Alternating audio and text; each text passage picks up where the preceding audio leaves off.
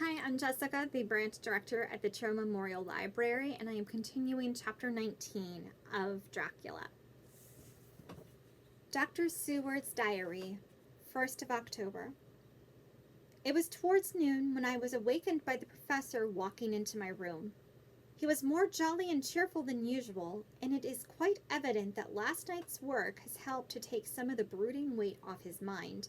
After going over the adventure of the night, he suddenly said, "Your patient interests me much. May it be that with you I visit him this morning? If that you are too occupied, I go alone if it may be. If it is a new experience to me to find a lunatic who talk philosophy and reason so sound."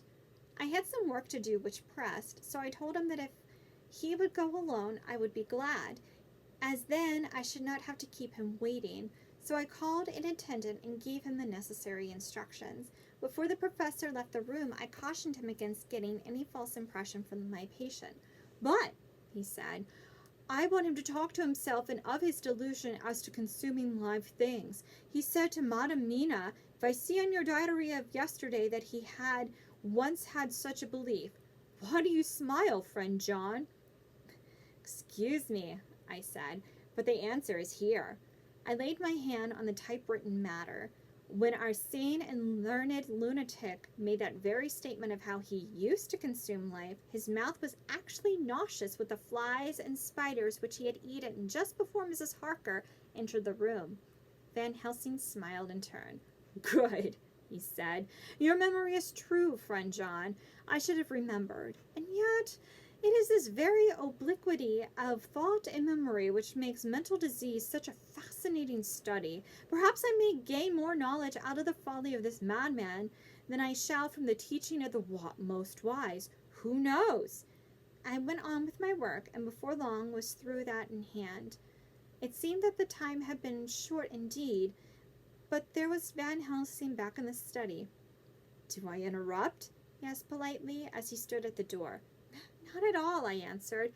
"Come in. My work is finished, and I am free. I can go with you now if you like." "It is needless. I have seen him." "Well?"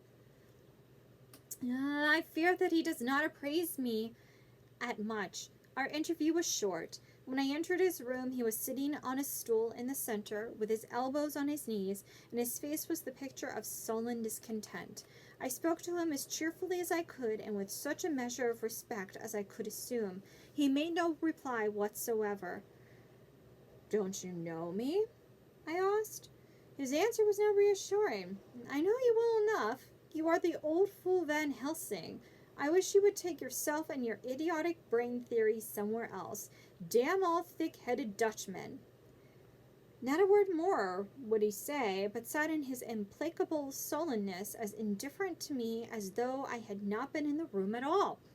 Thus departed for this time my chance of much learning from this so clever lunatic. So I shall go, if I may, and cheer myself with a few happy words with that sweet soul Madame Mina. Friend John, it does rejoice me unspeakable that she is no more to be pained, no more to be worried with our terrible things, though we shall much miss her help. It is better so." "I agree with you with all my heart," I answered earnestly, for I did not want him to weaken in this matter. "Mrs. Harker is better out of it. Things are quite bad enough for us, all men in the world, and who have been in many tight places in our time.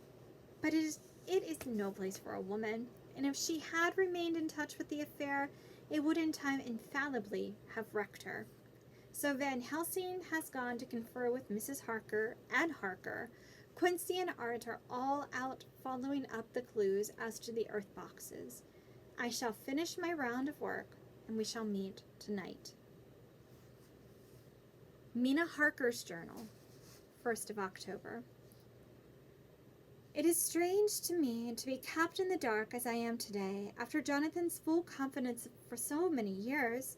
To see him manifestly avoid certain matters, and those the most vital of all. This morning I slept late after the fatigues of yesterday, and though Jonathan was late too, he was the earlier. He spoke to me before he went out, never more sweetly or tenderly, but he never mentioned a word of what had happened in the visit to the Count's house, and yet he must have known how terribly anxious I was. Poor dear fellow! I suppose it must have distressed him even more than it did me. They all agreed that it was best that I should not be drawn further into this awful work, and I acquiesced. But to think that he keeps anything from me! And now I am crying like a silly fool when I know it comes from my husband's great love and from the good wishes of those other strong men. That has done me good. Well, someday Jonathan will tell me all, unless it should ever be that he should think for a moment that I kept anything from him. I still keep my journal, as usual. Then, if he has feared of my trust, I shall show it to him, with every thought in my heart put down for his dear eyes to read. I feel strangely sad and low-spirited today. I suppose it is the reaction from the terrible excitement. Last night I went to bed when the men had gone, simply because they told me to. I didn't feel sleepy, and I did feel full of devouring anxiety. I kept thinking over everything that has been ever since Jonathan came to see me in London, and it all seems like a horrible tragedy, with fate pressing on relentlessly to some destined end. Everything that one does seems, no matter how right it may be, to bring on the very thing which is most to be deplored. If I hadn't gone to Whitby, perhaps poor dear Lucy would be with us now. She hadn't taken to visiting the churchyard till I came, and if she hadn't come there in the daytime with me, she wouldn't have walked there in her sleep, and if she hadn't gone there at night in a sleep, that monster couldn't have destroyed her as he did. Oh, why did I ever go to Whitby? There now, crying again.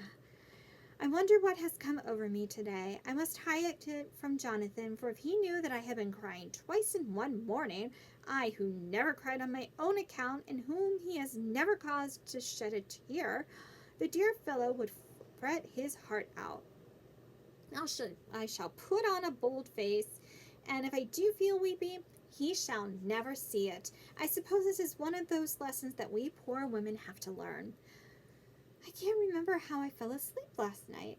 I remember hearing the sudden barking of the dogs and a lot of queer sounds like praying on a very tumultuous scale from Mr. Renfield's room, which is somewhere under this. And then there was silence over everything. Silence so profound that it startled me, and I got up and looked out of the window.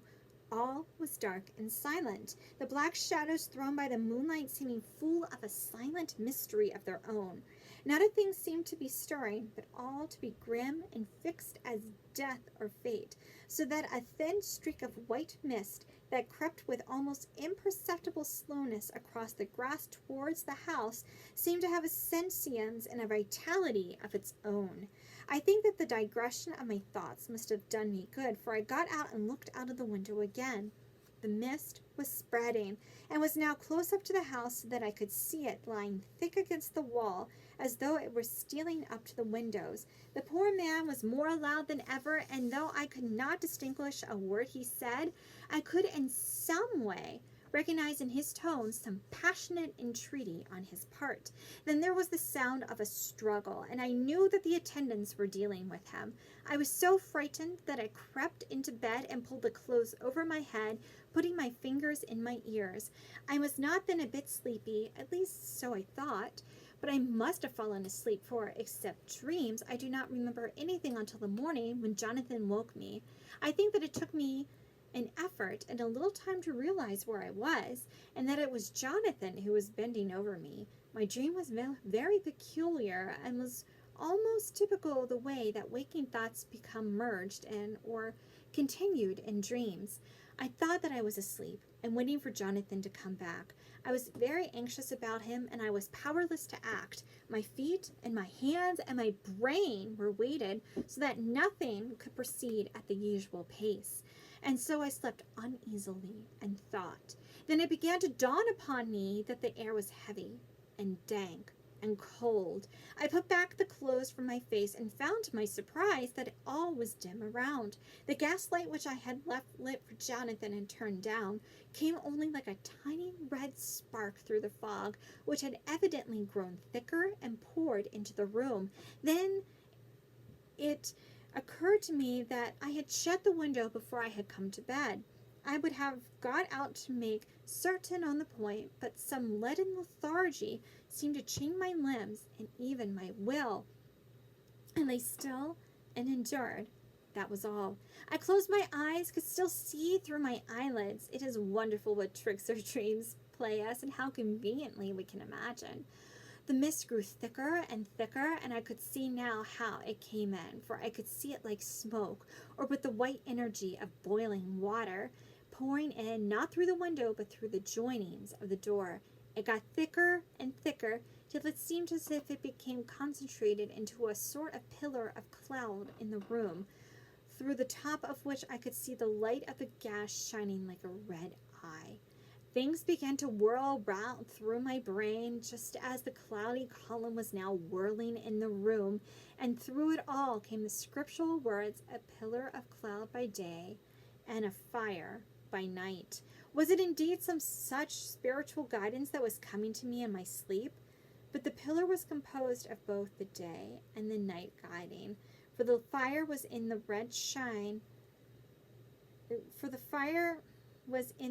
eye, which at the thought got a new fascination for me, till as I looked, the fire divided and seemed to shine on me through the fog like two red eyes, such as Lucy told me of in her momentary mental wandering when, on the cliff, the dying sunlight struck the windows of St. Mary's Church. Suddenly, the horror burst upon me that it was thus that Jonathan had seen those awful women growing into reality through the whirling mist in the moonlight, and in my dream I must have fainted, for all became black darkness. The last conscious effort which imagination made was to show me a livid white face bending over me out of the mist.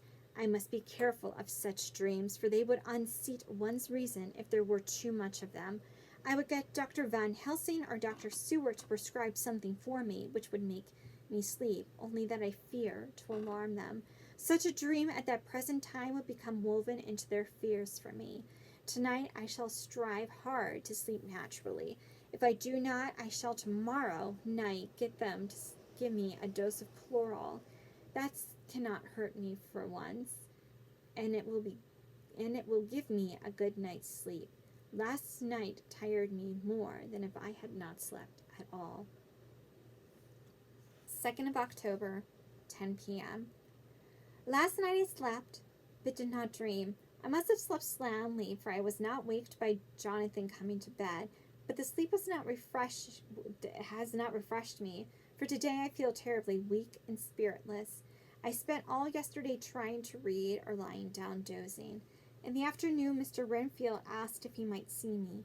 Poor man, he was very gentle, and when I came away he kissed my hand and bade God bless me. Some way it affected me much. I am crying when I think of him. This is a new weakness of which I must be careful. Jonathan would be miserable if he knew I had been crying. He and the others were out till dinner time, and they all came in tired. I did what I could to brighten them up, and I suppose that the effort did me good, for I forgot how tired I was. After dinner, they sent me to bed, and all went off to smoke together, as they said, but I knew that they wanted to tell each other of what had occurred to each during the day. I could see from Jonathan's manner that he had something important to communicate. I was not so sleepy as I should have been, for before they went, I asked Dr. Seward to give me a little opiate of some kind, as I had not slept well the night before. He very kindly made me up a sleeping draught, which he gave to me, telling me that it would do me no harm, as it was very mild. I have taken it and am waiting for sleep, which still keeps aloof. I hope I have not done wrong, for as sleep begins to flirt with me, a new fear comes, that I may have been foolish in thus depriving myself of the power of waking. I might want it. Here comes sleep. Good night.